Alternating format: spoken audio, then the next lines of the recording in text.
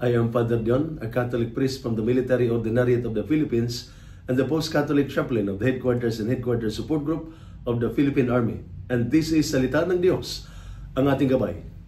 Today is Thursday, October 2, 2025, and we celebrate the Feast of the Guardian Angels. Today's readings and celebration remind us that God never leaves us alone. From the moment of our birth, God assigns angels to walk with us, protect us, and guide us on our journey toward Him.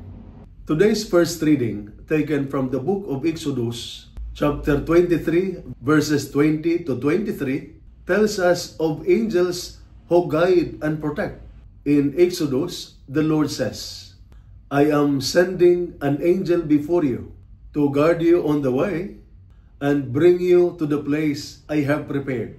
What a beautiful promise. God does not just give orders from heaven.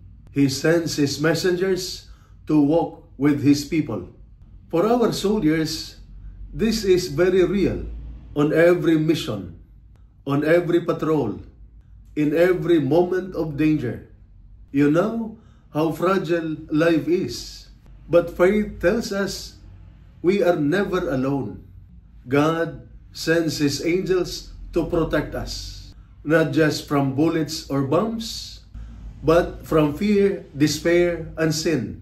For families, guardian angels are also companions.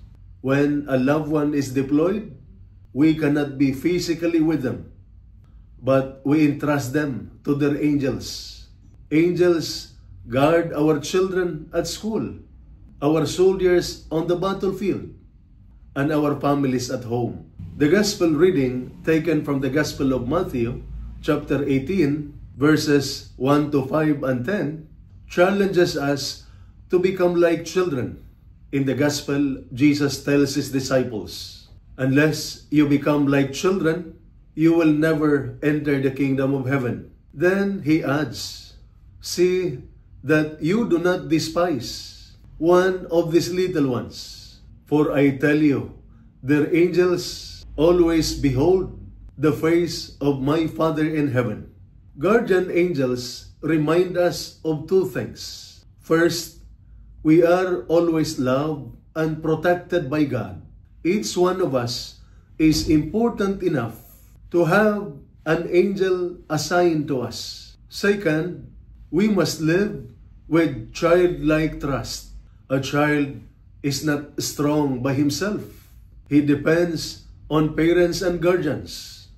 In the same way, we must depend on God's care and guidance, especially through His angels. For our soldiers, trust your guardian angels. Pray to Him before you go on duty, before every mission, before you make decision.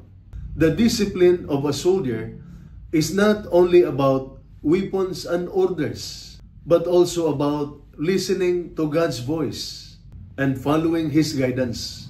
For families, let your guardian angels remind you that you are never alone in your worries. Like a child who sleeps peacefully because he knows someone is watching, may you find peace knowing that God's angels watch over your loved ones. The celebration of the Feast of the Guardian Angels reminds us that God's protection is real.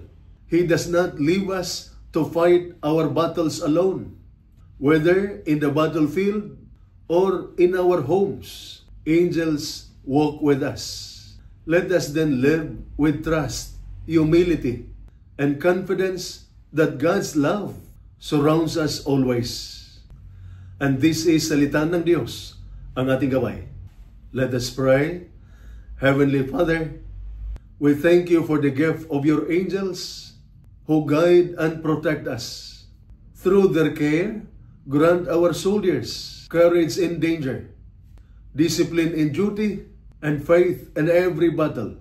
Bless their families with peace, hope, and strength, especially in times of waiting and separation.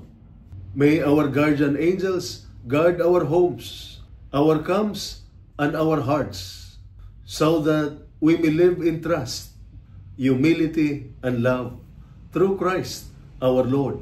Amen.